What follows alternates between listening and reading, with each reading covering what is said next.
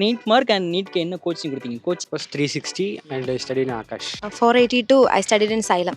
583. 560 ஆகாஷ்ல படிச்சு 592 ஸ்ரீ சைத்தன்யா.